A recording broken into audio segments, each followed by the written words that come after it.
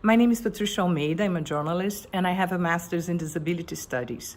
I protect myself with a simple language inclusive booklet already running in Brazil to educate children with and without disabilities about prevention against sexual abuse and violence. Statistics show that 120 million girls under the age of 20 have been raped or sexually abused worldwide, and children with disabilities are almost 4 times more likely to become victims of violence. Among people with disabilities, especially those with intellectual disabilities, sexuality is treated almost always as taboo by their relatives, caregivers, and educators. For overprotection, parents and family members ignore the subject, treating individuals with disabilities like angels or eternal children, and making them even more vulnerable. I lived with my daughter with Down syndrome abroad for 10 years. The last country we lived in was Switzerland, where there was no inclusive education.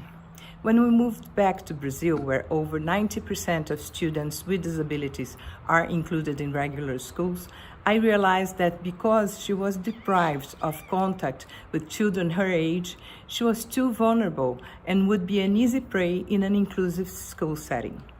I created a booklet with direct, concrete information in universal design for learning, an easy read format with clear illustrations so that she could learn how to protect herself.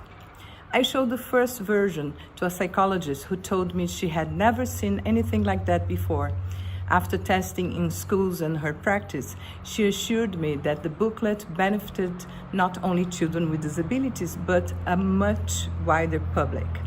Through the illustrations, even small children were able to understand what abuse was, and some of them were also pointing with their fingers to the pictures to tell they had been abused.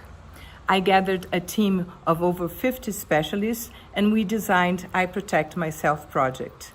Acknowledging that parents and teachers are sometimes embarrassed to speak about the subject, the text and illustrations were carefully designed not to offend anyone. The material was validated with children with and without disabilities.